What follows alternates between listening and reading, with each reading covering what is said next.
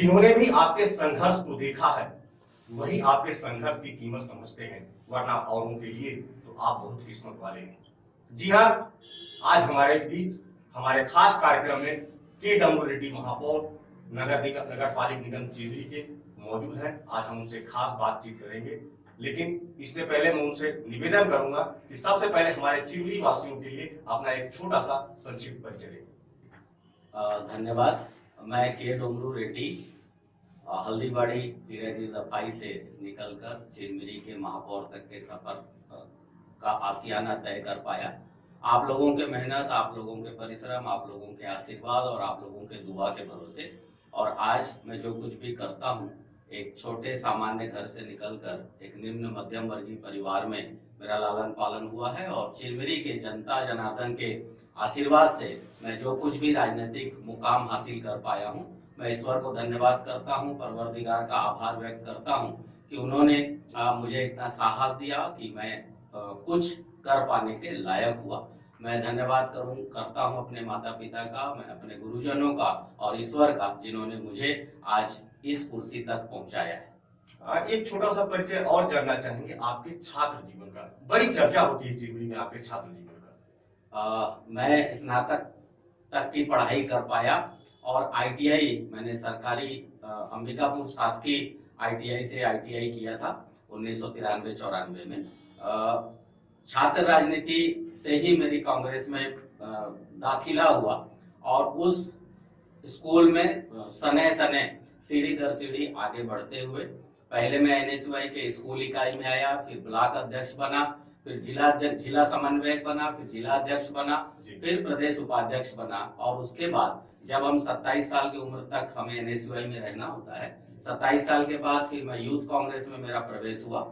Youth Congress में मैं प्रदेश सचिव, प्रदेश महासचिव, फिर जिला कार्यवाहक अध्यक्ष, ऐसे विभिन्न पदों पर रहते हुए जिला कांग्रेस कमेटी के प्रवक्ता तक के सफर को कर पाया हूं। आगे अब ईश्वर के गोद में कोख में है कि कांग्रेस की राजनीति में आगे किस पद तक जाऊंगा। एक चर्चा और होती है रेड्डी जी आपको लेके, जब भी आपका नाम आता है एक चर्चा ये होती है कि आपके जीवन में 20 साल, आपके जीवन का 20 साल आपके आकाओं ने बर्बाद कर दिया। कितने सच्चाई है इसमें? नहीं, बर्बाद का विषय नहीं है। मैं धन्यवाद करता हूं उन सभी लोगों का जिनसे मैंने कुछ सीख पाने का कामयाबी हासिल किया है, क्योंकि राजनीति हम जैसे छोटे परिवार से निकलने वाले लोगों के लिए कोई मजाक नहीं है।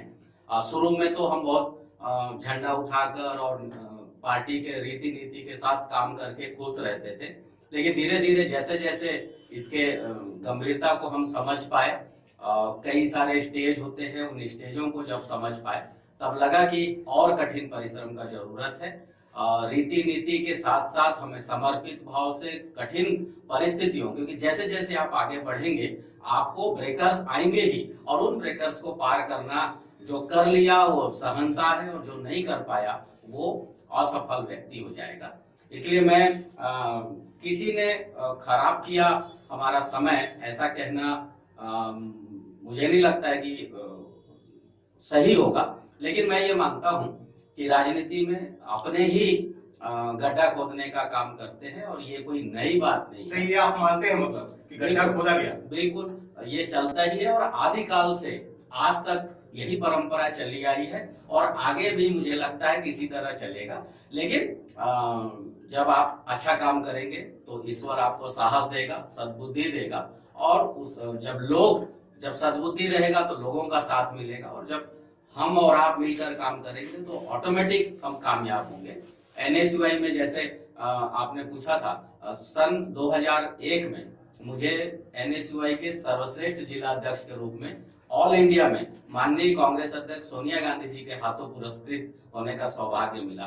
तो जब आप अच्छा काम करते हैं तो मैं मानता हूं कि, क्योंकि मेरे जीवन में इस 20-22 साल के राजनीतिक जीवन में कई ऐसे अवसर आए हैं कि अच्छा काम करने का मुझे बड़ा तोहफा मिला है, और हर समय जब जब दबाने का, कुचलने का प्रयास हुआ, मैंने महसूस किया कि ईश्वर मुझे एक स्प्रिंग की भांति काम करता है। जब जब मुझे दबाया गया है मैं उतने ही उछल कर ऊपर आया हूँ।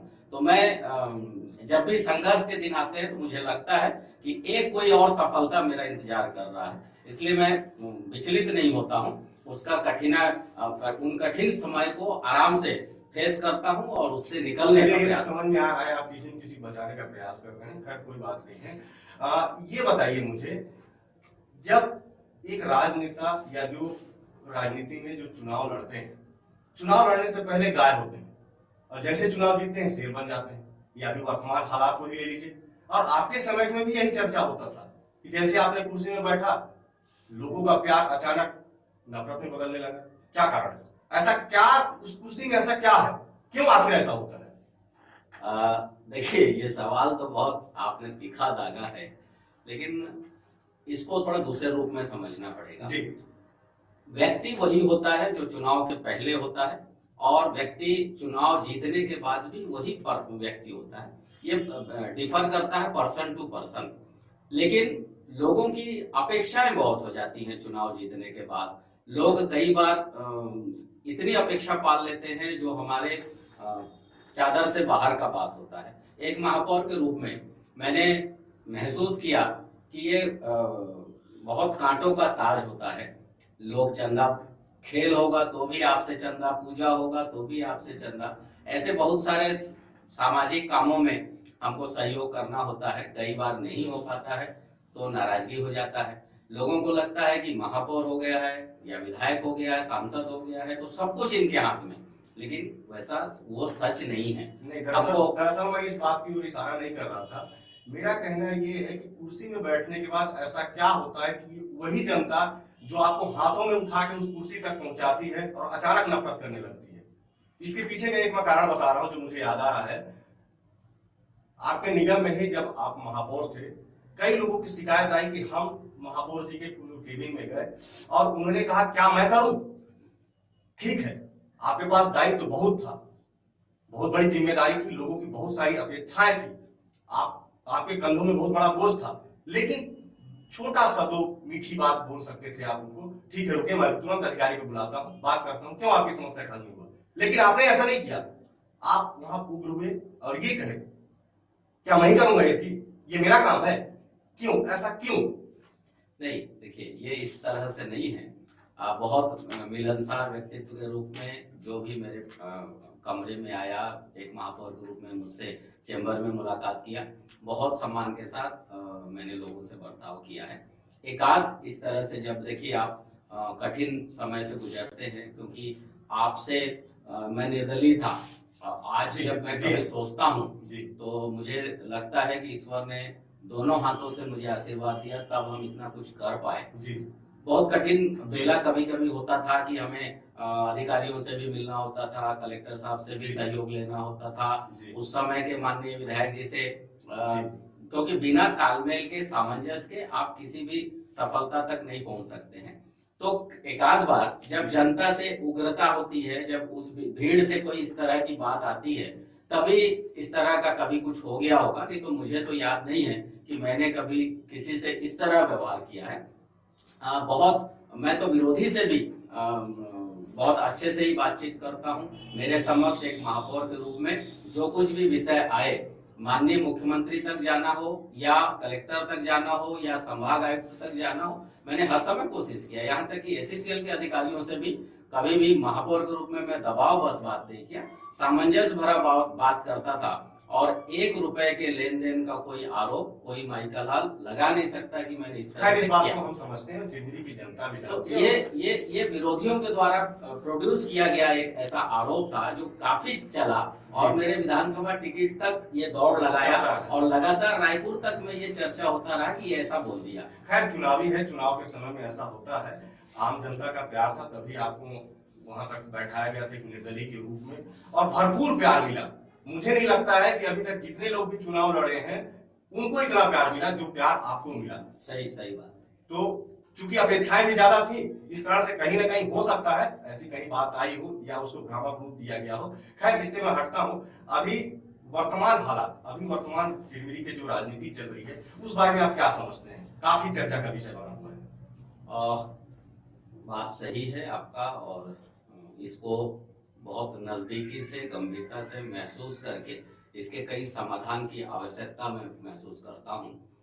जब एक उम्र के लोग पदों में आते हैं जी। तो फिर तू बड़ा की मैं बड़ा की जो लड़ाई होती है, जी। अहम की लड़ाई होती है, वहम की लड़ाई होती है। जी। इस अहम और वहम से आके जब हम निकलेंगे जी। तभी कुछ हो पाएगा। ये बात सही है, पार्टी के अंदर कुछ बातें हैं जिनको निराकृत किए जाने की आवश्यकता है।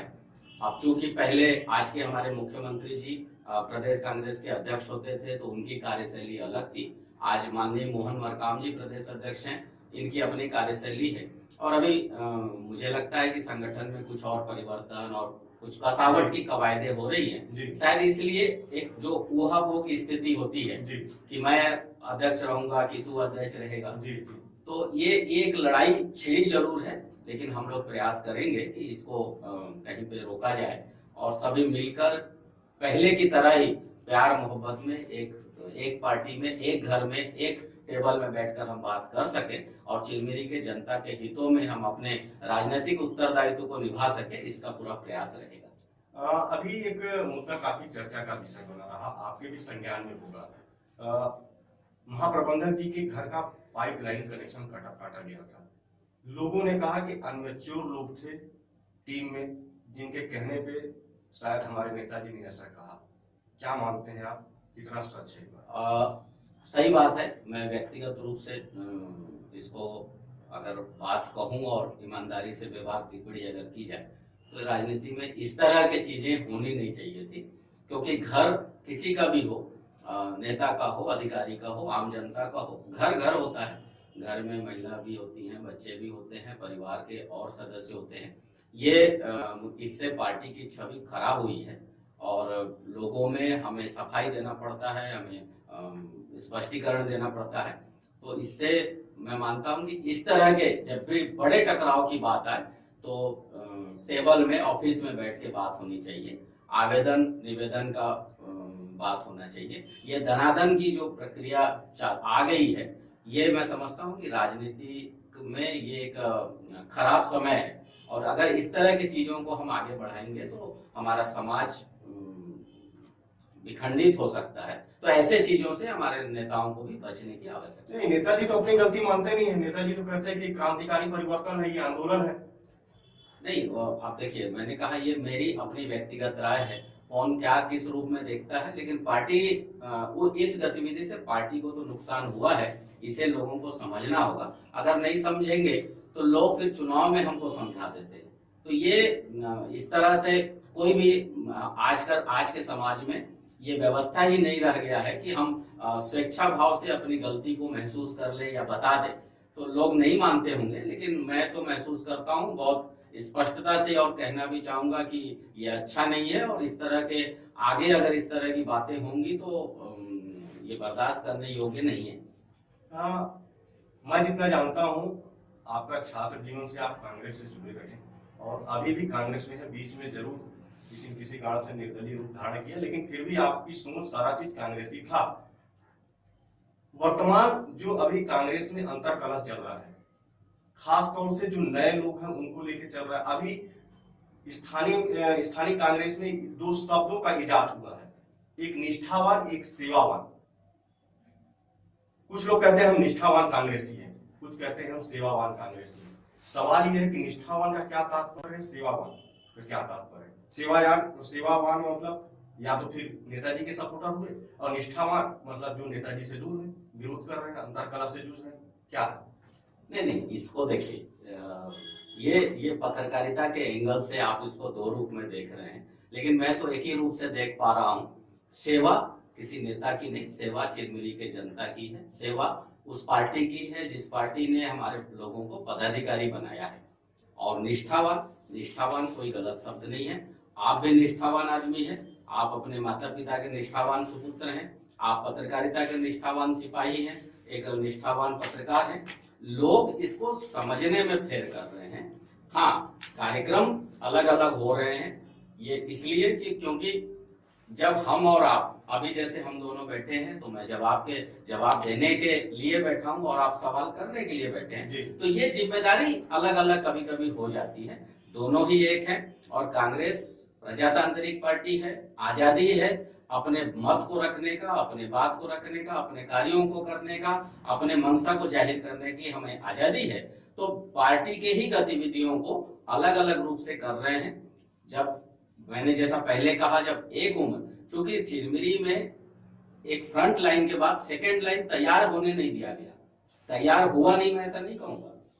आप बहुत स्पष्टता से पत्रकारिता करते हैं, बहुत अच्छे इंटरव्यू कर रहे हैं, तो उसके लिए मैं आपको साधुवाद देता हूं।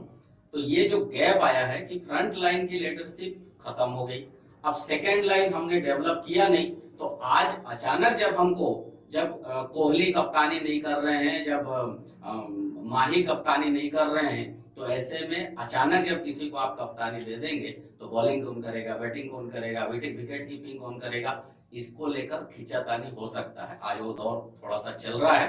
मैंने जैसा पहले कहा, अभी मोहन मरकाम जी अपने संगठन को कसावट करने के दौर में हैं, और हमारे माननीय प्रभारी महासचिव श्री PL पुनिया जी भी उस पर लगे हुए हैं। अभी हम लोग सब इस कसावट के दौर में हैं। जैसी जिले की नई कार्यकारिणी बन जाएगी, ब्लॉक की नई कार्यकारिणी बन जाएगी, काफी अच्छे से सामंजस्य के भाव से, क्योंकि पहले मैं भी महापौर था तो संगठन से थोड़ा दूर हुआ और अपनी बात को भी नहीं रख पाता था। अब मैं भी कोशिश कर रहा हूं कि अच्छे को सपोर्ट करना है और बुरे का खिलाफत करना है। तो जहां भी इस तरह कमी है, मैं प्रयास करूंगा कि एक दोनों के बीच में एक निर्णायक की भूमिका में आकर इन दोनों लोगों को मिलाकर चलूं। लेकिन ये सेवा भाव और निष्ठावान का बात नहीं है। निष्ठावान बहुत अच्छा शब्द है, और बहुत पूर्ण निष्ठा के साथ वो काम कर रहे हैं, तो उनका स्वागत होना चाहिए। और उनको अगर कोई मन में मलाल है तो उस मलाल को खत्म करके उनको मुख्य धारा में लाना चाहिए। चलिए, आप प्रखर वक्ता है, तो निश्चित तौर पे ही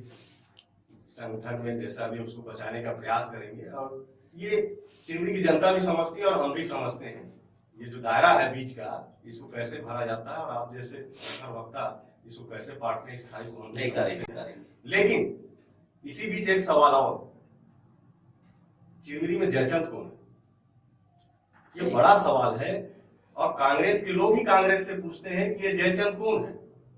आपको तो पता ही होगा जयचंद कौन है। नहीं, ये जरूर एक चर्चा का विषय है, और बड़ी हंसी भी आती है कि ये कोई पार्टीगत मुद्दा नहीं है। जयचंद तो एक ही है, सब जानते हैं।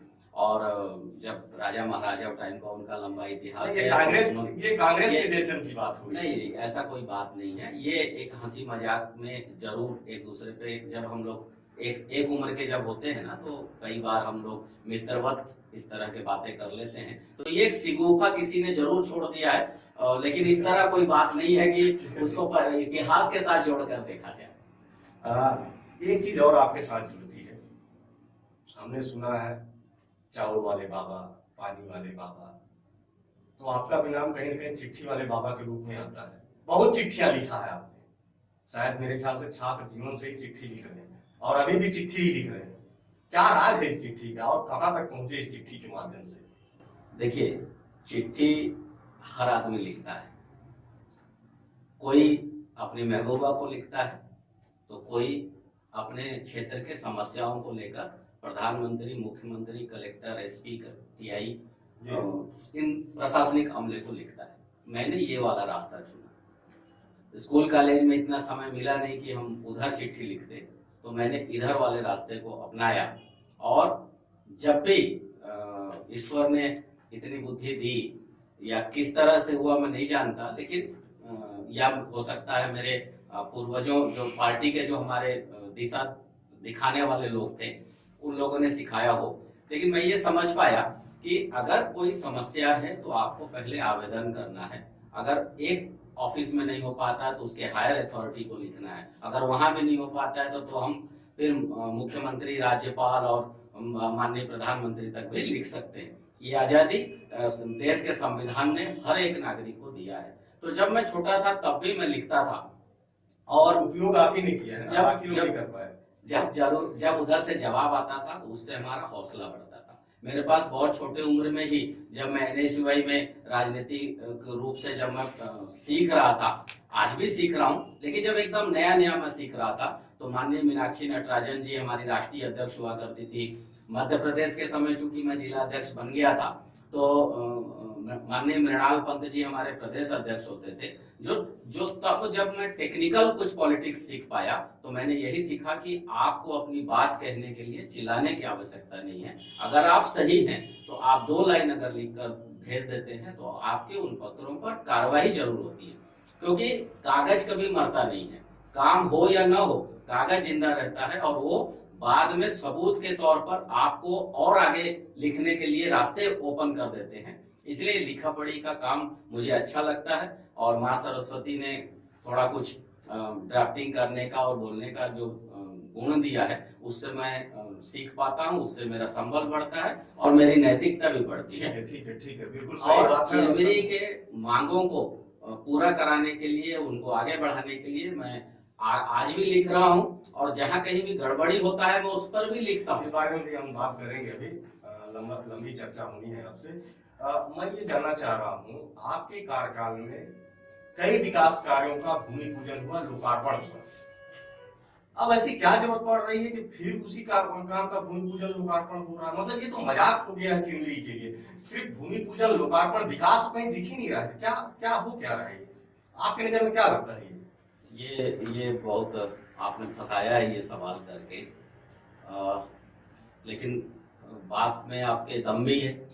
मैं ऐसा तो नहीं कह सकता, क्योंकि झूठ बोलने में मैं विश्वास करता नहीं और बहुत रेयर इन रेयर मेरा कोई झूठ होगा तो होगा, नहीं तो मैं हमेशा प्रयास करता हूँ कि सच बोलूँ। मुझे भी आश्चर्य हुआ जिस काम को माननीय भूपेश बघेल जी मेरे कार्यकाल में भूमि पूजन कर चुके हैं। लाल बहादुर शास्त्री स्टेडियम में अम्बेडकर, मैं समझ रहा हूँ आप अम्बेडकर भवन को लेकर बात कर रहे हैं। जी हाँ। तो डॉक्टर B.R. अम्बेडकर समाज सर्व मांगलिक भवन जो 3 करोड़ से नगर निगम क्षेत्र में बनना था, काफी मेहनत करके हम लोगों ने उसको सैंक्शन कराया। एक्चुअल में ये और पहले की योजना थी, सरकार बनने के बाद उसका नाम बदला गया और चिरमिरी नगर निगम होने के कारण 3 करोड़ हमें उसमें सैंक्शन मिला था। टेक्निकली उस पर काम करते करते हमें 2 करोड़ 72 लाख रुपए की फाइनल स्वीकृति मिली थी। वर्क ऑर्डर होने के बाद एक साल तक काम नहीं हुआ और मैं भी बहुत आश्चर्य हुआ जब भूमि पूजन का देखा। तो ये अच्छी परंपरा नहीं है, क्योंकि राजनीति में देखिए, हमें जब मैं महापौर के रूप में आया था तो नगर निगम की माली हालत क्या थी ये किसी से छिपा नहीं है। हमारी छवि प्रदेश में क्या थी, चिरमिरी नगर निगम की शेयर मार्केट के नाम से जाना जाता था। उसको धीरे धीरे ठीक करके मुख्यमंत्री जी को, विभागीय मंत्री अमर अग्रवाल जी को समझाकर, और बाद में जब सत्ता परिवर्तन हुआ तो आज के हमारे मुख्यमंत्री भूपेश बघेल जी और आज के हमारे विभागीय मंत्री डॉक्टर शिव कुमार डहरिया जी के नजर में एक पॉजिटिविटी लाते हुए हमने जो काम किया। और जिस दिन मैं महापौर की कुर्सी को छोड़ा था तो 7 करोड़ तो विकास कार्यों के लिए पैसे सैंक्शन थे, जो टेंडर नहीं हो पाए आचार संहिता लगने के कारण। 7 करोड़ ये और 1.5 करोड़ हमने और निगम निकाय निधि में छोड़कर हम निकले थे। लेकिन मुझे क्या है, जब आप परंपरा अच्छी विकसित नहीं करेंगे तो आने वाले पीढ़ी के लिए ये ठीक नहीं है। आज जो हमारा शहर है, आज इसको सहेजने का जो परिस्थितियां हैं, इसको सहेजने का समय है। इसमें अगर आप डिस्ट्रक्टिव पॉलिटिक्स करेंगे, अगर आप इसमें द्वेषपूर्ण या उसको डिस्ट्रैक्ट करने के लिए विध्वंसकारी अगर आप कुछ काम करेंगे तो मैं समझता हूँ चिरमिरी के लिए बहुत बड़ा दुर्भाग्यपूर्ण है, ये कहना पड़ रहा है। खैर, चिरमिरी की बात हो रही है तो इसमें ये बात भी होना बहुत लाजमी है, अन्यथा चिरमिरी के लिए अन्याय वाली बात होगी। आपके कार्यकाल में बहुत सारे कार्य हुए, ऐसे कौन से कार्य हैं जो अभी अधूरे पड़े हुए हैं, जिनको आगे बढ़ाया जाना था लेकिन उसे अभी आगे नहीं बढ़ाया जा रहा है? आप बताएं, चूंकि आप मुखिया थे वहां। आप लगातार प्रण करके बैठे हैं कि आज इसको फंसा के ही दम लेना है। नहीं, बात चिरमिरी की है, चिरमिरी के स्थायित्व की बात है, तो ये सवाल अगर ना हो तो चिरमिरी के साथ धोखा देने वाली बात होगी। हम बात चिरमिरी करने के लिए यहाँ बैठे हैं तो ये बात होना बिल्कुल लाजमी है। देखिए, ये बात ठीक है। हमने माननीय मंत्री जी से बहुत आग्रह करके, बहुत निवेदन करके एक अनटाइट फंड लिया था। अनटाइट जैसा योजना में ही क्लियर है, इसमें कोई बंधनकारी नहीं है, क्योंकि जो भी योजनाओं का पैसा आता है कि रोड बनना है या नाली बनना है या कुछ और बनना है, तो ये योजनागत पैसे हो गए। लेकिन अनटाइट जो मंत्री जी के या मुख्यमंत्री जी के विवेक पे डिपेंड करता है। तो जब अनटाइट हम लेते हैं तो उसमें कोई दायरा नहीं रहता, आप कुछ भी काम कर सकते हैं। तो ऐसे में 1 करोड़ रुपए की एक बड़ी धनराशि हमने माननीय मंत्री जी से चिरमिरी के कार्यक्रम में उनसे सैंक्शन लिया था, जिसमें 50 लाख रुपए तो मंगल भवन को हमको इकोस्टिक करना था, साउंड प्रूफ करना था, जैसा कि एसीसीएल का एक भवन है तानसेन भवन। हम चाहते थे कि नगर निगम के पास अपना एक बुनियादी इस तरह का एक इंफ्रास्ट्रक्चर रहे जिस पर हम चाहें तो 500-700 लोगों का एक सेमिनार वर्कशॉप कर सकते हैं। क्योंकि आज हम इसको धीरे धीरे, कोयला हमारा डिक्रीजेशन की ओर है, कमी की ओर है, तो ऐसे में हम इसको पर्यटन शहर बनाना चाहते हैं। तो जब पर्यटन शहर बनाएंगे तो उसके लिए आपको कुछ आधारभूत चीजें, संरचना विकसित करके देना होगा। केवल हवा में हम बात करेंगे तो नहीं बनेगा। तो मैं उस 50 लाख का काम अभी तक नहीं हो पाया। जैसा आपने कहा कि चिट्ठी वाले बाबा हैं, मैंने पत्र लिखकर भी महापौर जी को, कमिश्नर जी को ये बात कहा, कलेक्टर साहब को भी कहा कि भाई जो 7 सितंबर 2019 को विभागीय मंत्री हमारे आए थे और उन्होंने ये काम सैंक्शन किया था, वो नहीं हो रहा है, इसको किया जाए। स्वर्गीय श्रीमती सुभाषिनी सिंह जी जो चिरमिरी में एक राजनीतिक श्रद्धा का केंद्र है, अगर आज वो होते तो मैं महापौर या कोई और विधायक या कोई और कुछ टिकट मांगने का। एक बात और मुझे याद आ रही है, अभी कुछ दिन पहले एक चर्चा का विषय बना हुआ था, वहाँ नेम प्लेट लगा रहता है, जो भी पहले महापौर हैं उनका नेम प्लेट लगता है कि पूर्व महापौर है। उसको शायद नगर निगम कार्यालय से हटा दिया गया था। उस विषय में आपने सोशल मीडिया में कुछ लिखा भी था, कुछ टीका टिप्पणी भी किया था। ये इसको आप किस नजर से देखते हैं? नहीं, इसमें दरअसल उसमें बात यह है कि नेम प्लेट नहीं, फोटो लगे थे। एक्चुअल में एक महापौर के रूप में हम लोगों का ऑल इंडिया में एक संगठन है, तो ऑल इंडिया महापौर काउंसिल में मैं भी जाता था। तो जब मैं ग्वालियर एक बार गया तो वहां मैंने देखा कि पूर्व महापौरों के सम्मान के साथ फोटो लगे हैं। मैं रायपुर माननीय प्रमोद दुबे जी से मिलने 1-2 बार उनके चेंबर में गया, उनके ऑफिस में गया, तो वहां भी देखा पूर्व महापौरों के फोटो लगे हैं। एक बार दिल्ली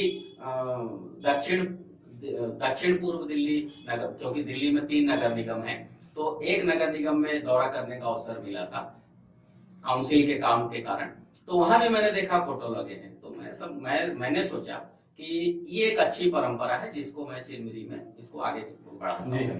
तो मैंने अपने ही कार्यकाल में अब तक के तीनों पूर्व महापौरों के, मतलब मैं अपना भी लगा लिया था क्योंकि मैं जा ही रहा था अब तो, क्योंकि अगला चुनाव लड़ने की इच्छा थी नहीं और सीट भी महिला हो गया था। तो मैंने तीनों महापौरों के फोटो महापौर कक्ष में सम्मान के साथ लगाया था। और मुझे दुख है कि आज उन फोटो को हटा दिया गया है। मैंने चिट्ठी लिखकर भी कहा, लेकिन उसको नहीं लगाया गया। खैर, जनता जनार्दन ने जिनको आज कुर्सी पर बैठाया है, नीति बनाने का और उसको आगे बढ़ाने का उनकी संवैधानिक जिम्मेवारी है, तो वो उनके ऊपर डिपेंड करता है कि क्या करें। तो ये जो हम बात कर रहे थे कि जो काम नहीं हो पाए, सुभाषिनी सिंह जी का मूर्ति लगना था नगर निगम कार्यालय के बाहर। यहाँ इस चिरमिरी के लिए, चिरमिरी के श्रमिक आंदोलन में, चिरमिरी के श्रमिकों के उत्थान में, चिरमिरी के चिकित्सा में जिन्होंने भरपूर योगदान दिया, नेहरू कैबिनेट में जो उप श्रम मंत्री थे भारत सरकार में, माननीय R.K. मालवीय जी, उनका 2 मूर्ति लगना था, एक कुरासिया सबेरिया ऑफिस के बाहर और एक कक्का जी के दुकान के बाहर, क्योंकि हम उसको मालवीय नगर के नाम से जानते हैं। तो परशुराम जी का एक लगना था, क्योंकि उस समय हमारे ब्राह्मण समाज के लोगों ने काफी मांग किया था, तो उनके लिए हमने एक परशुराम जी की मूर्ति की स्वीकृति प्राप्त कर ली थी।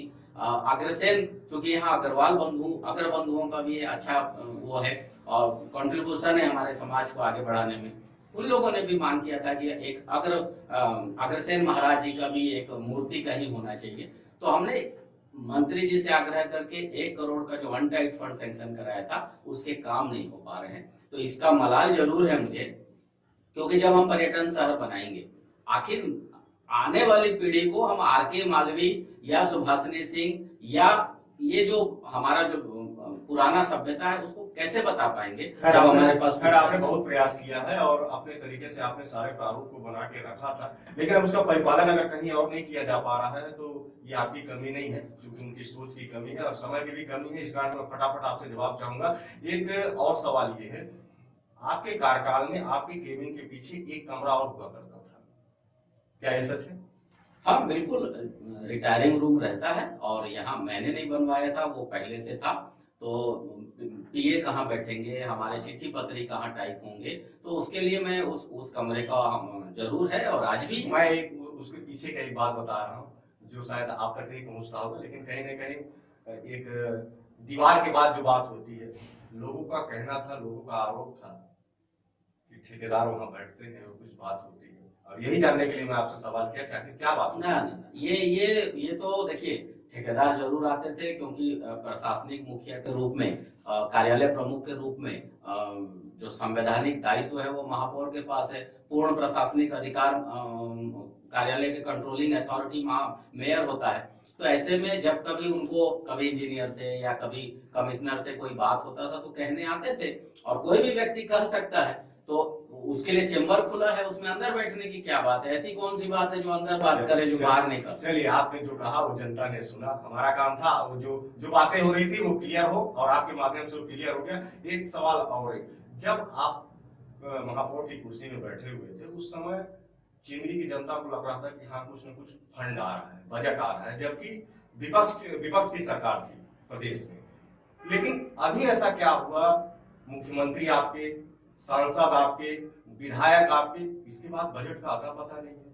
ऐसा लगता है साफ सूख गया है। नहीं, हाँ, ये इसके लिए आपको धन्यवाद मैं देना चाहूंगा कि आपने मेरे उन 5 सालों के मेहनत को सराहा, क्योंकि माननीय रमन सिंह जी से योजनाओं का पैसा, सही बात है, मैं ले लेता था और उनसे आग्रह करने से वो मेरे आग्रह को सुनते समझते भी थे, और चिरमिरी को लेकर उनका हमेशा सकारात्मक रहा।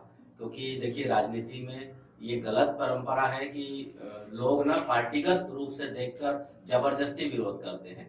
अगर कोई सही आपके साथ सही काम किया है तो आपको उसको बोलना पड़ेगा, और कोई अगर आपके साथ गलत किया है तो उसको बोलना पड़ेगा।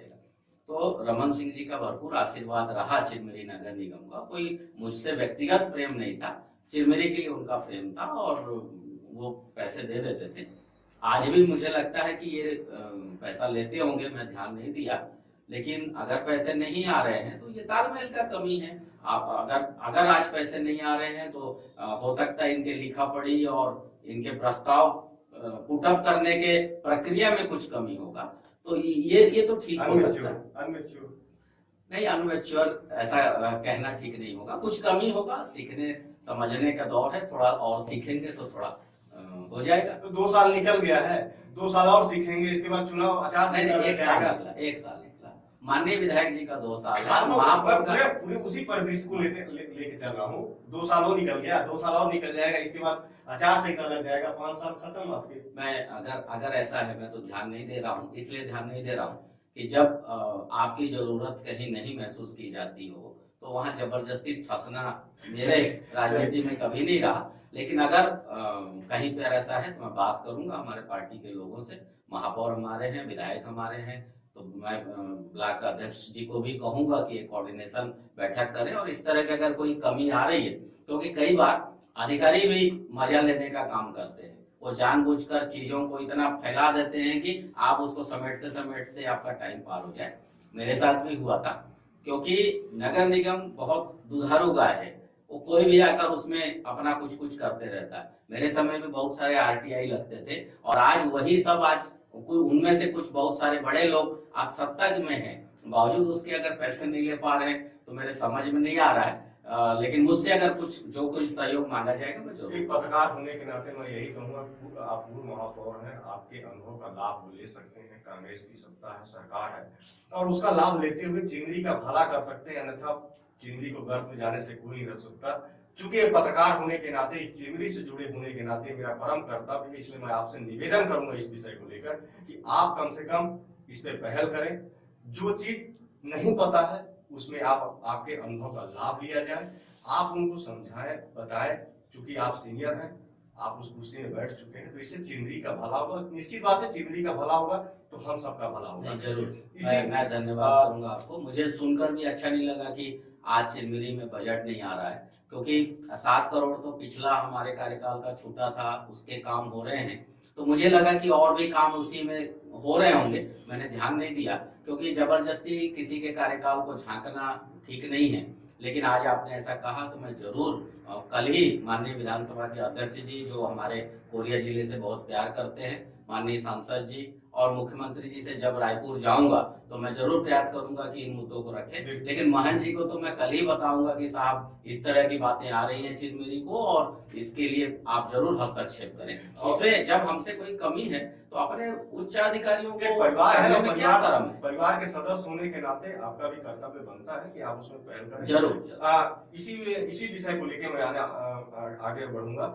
चुनाव के समय में आपका वादा था पट्टा, आपने जीता, भरपूर पहल की आपने अपने कार्यकाल के अंतिम दौर में आपने कुछ प्रयास करके कुछ लोगों को पट्टा दिलाने का भी काम किया, लेकिन आज ठप पड़ा हुआ है। जबकि चिरमिरी को एक बड़ी आस जगी थी कि उनको पट्टा मिलेगा, उनको स्थायित्व मिलेगा और उन जहां वो रहते हैं उसकी उनको कीमत पता चलेगी, लेकिन वो सब आज टाटा फिश हो गए। जबकि इस चुनाव में भी कहीं ना कहीं उसका नाम था पट्टे का। क्या बात है, इतना मेहनत आपका सब बेकार हो गया। अब ऐसे में चिरमिरी का स्थायित्व तो कहाँ है? वो पट्टा नाम का चीज ही खत्म हो गई। नहीं, देखिए ये बहुत आपने एक पॉजिटिव, बहुत चिरमिरी के परिप्रेक्ष्य में बहुत महत्वपूर्ण सवाल पूछा है। जैसा मैंने कहा, कागज कभी खत्म नहीं होता है। पट्टा पर आज हम बात कर रहे हैं, बहुत सारे सवाल उठे, बहुत सारे लोगों ने बहुत स्तरहीन बातें भी उन 5 सालों में जब मैं महापौर था, उसके शुरुआती 3 सालों में, क्योंकि आप जिस लेवल पे सोच रहे हैं, आप जिस लेवल पे चीजों को समझ रहे हैं, जरूरी नहीं है कि हर आदमी उसको समझ जाए। अगर सब समझ जाते तो सब मुख्यमंत्री रहते, सब कलेक्टर रहते, फिर और लोगों का जरूरत क्या था। लेकिन समाज में जो अति उत्साही लोग होते हैं और रात को 10 बजे के बाद जिनका फेसबुक और व्हाट्सएप ऑन होता है, आजकल तो सरकारी हो गया है, तो जब भूपेश सरकार का जब दुकान शटर डाउन होता है तो इनका शटर अप होता है, तो ऐसे लोगों से बचना चाहिए हमें। मैं आपके इशारों को समझ गया और चिरमिरी की जनता भी इतनी समझदार है कि आपके इशारों को समझ चुकी है। तो इस पे मेरा कहना, थोड़ा इस पे टाइम दीजिए, क्योंकि ये बहुत महत्वपूर्ण सवाल है। ये बार बार जो पट्टे की बात आ रही है, मुझे आप बताइए कि मुझसे पहले मैं तो निर्दलीय महापौर प्रत्याशी के रूप में सामने आया था और मैंने अपना बाकायदा घोषणा पत्र बनवाया था, प्रिंट करवा कर उसको घर घर बंटवाने का भी काम किया था। और उसके पहला बिंदु ही पट्टे का था। जी हाँ। आप बताइए कि दो माननीय मुख्यमंत्री, पहले तो डॉक्टर रमन सिंह जी, जो जिनके कार्यकाल में मेरा 4 साल बीता, और बाद में माननीय भूपेश बघेल जी, जिनके कार्यकाल में मेरा 1 साल बीता महापौरी का। दोनों ही मुख्यमंत्रियों ने सरगुजा विकास प्राधिकरण में, मतलब मैंने ईश्वर के आशीर्वाद से, माँ सरस्वती के कृपा से माननीय रमन सिंह जी को भी समझा पाया चिरमिरी के समस्या को लेकर, और माननीय भूपेश बघेल जी को भी समझा पाया। और आज संभाग आयुक्त, सरगुजा संभाग आयुक्त के कार्यालय से कलेक्टर कोरिया को स्पष्ट पत्र है कि दो मुख्यमंत्रियों ने इस ACCL के खाली पड़े जमीन, क्योंकि देखिए इसको चीजों को समझना पड़ेगा। एक तो सबसे पहले आप बताइए कि मेरे अलावा कौन ऐसा नेता है जो इस पर बात करना पसंद किया। मैंने रिस्क लिया, उस पर बात किया, क्योंकि ये शहर मेरा है। इस शहर में बाकी जो व्यापारी हैं, जो बड़े लोग हैं, वो तो चले जाएंगे, हम और आप कहाँ जाएंगे। आज भी मैं कालरी के घर में रहता हूँ, कालरी के क्वार्टर में रहता हूँ, तो मुझे चिरमिरी के आम जनमानस के दुख तकलीफ से सरोकार है।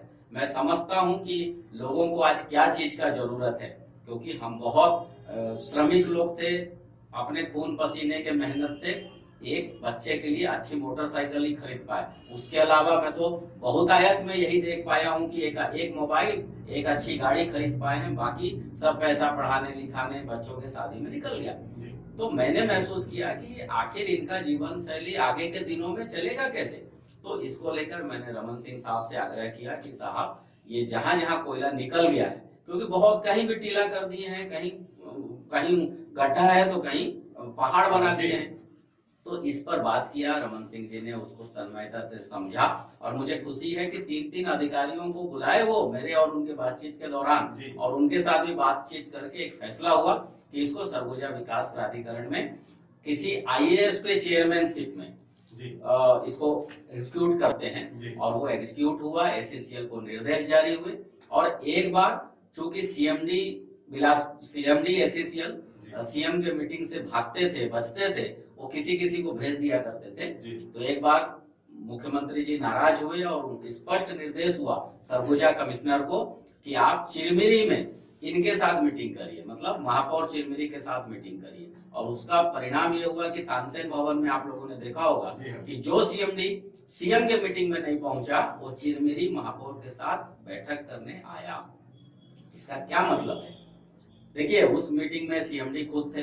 अगर CMD को मीटिंग बुलाना होता तो वो बिलासपुर में बुलाते।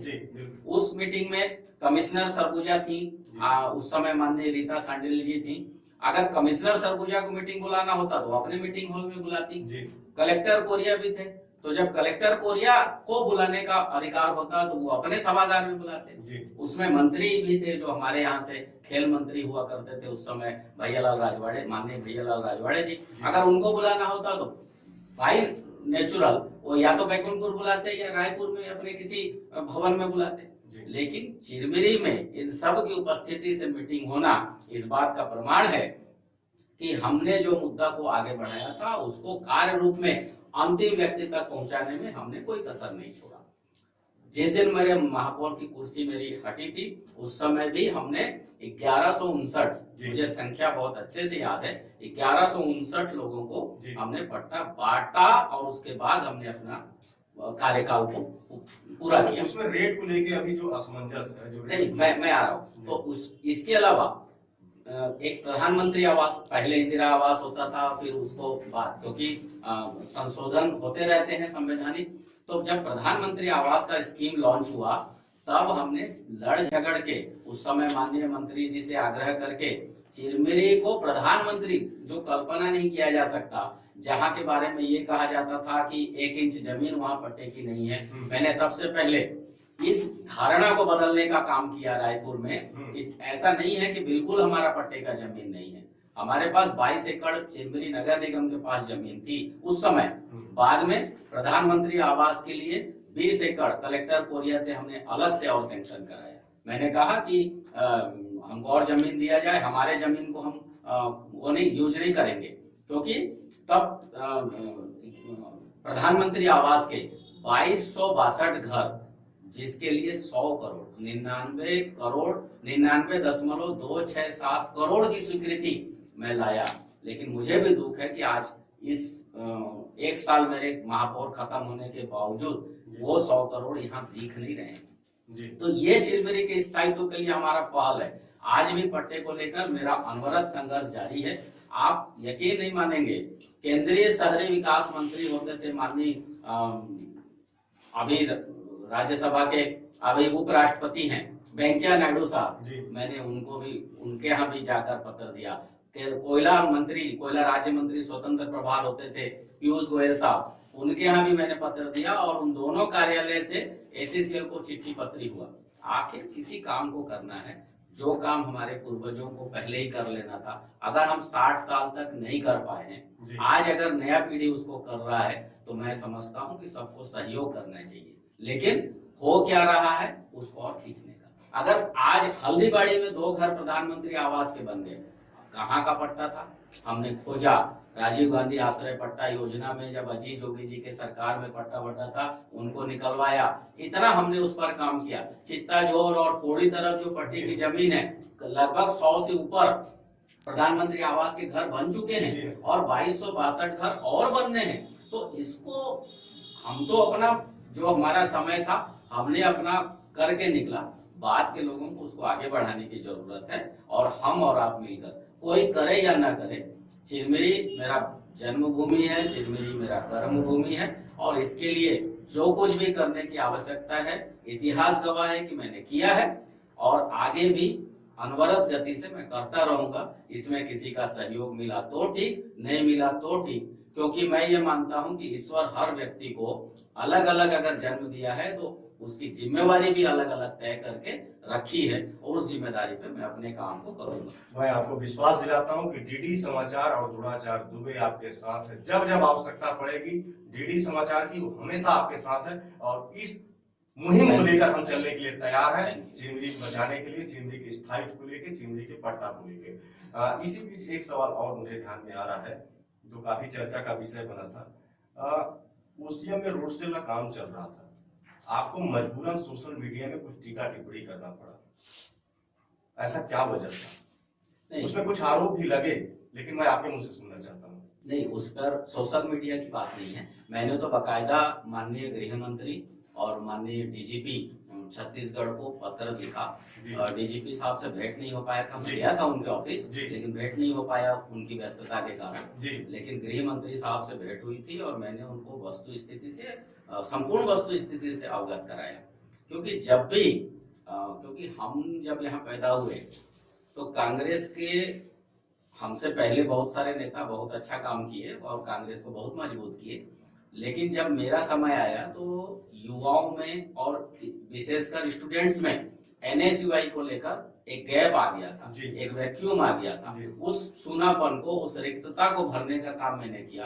तो मैंने महसूस किया है कि नए पीढ़ी जो आज जो पार्षद हैं, बहुत सारे लोग हैं, यहाँ तक कि विधायक जी की उम्र के भी लोग हैं, हमारे उम्र के भी जो लोग हैं, वो उस समय बोए गए बीजे का परिणाम है कि आज वो फल देता वृक्ष है जी।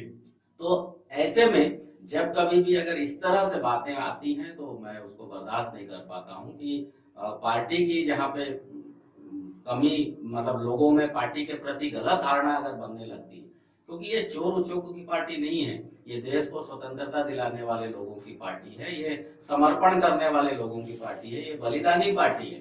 तो ऐसे में हमने भी एक बलिदान दिया, क्योंकि महापौरी में वो सवाल उठता है कि निर्दलीय लड़ा था, तो उस समय भी बहुत तकलीफ था मुझे कि उस पार्टी के खिलाफ लड़ना पड़ रहा है। लेकिन जब भी नेतृत्व करता अगर कोई गलत काम करेगा तो उसको ठीक करने का भी काम यही कार्यकर्ताओं का है, क्योंकि कार्यकर्ता के बदौलत नेता है, नेता के बदौलत कार्यकर्ता नहीं है।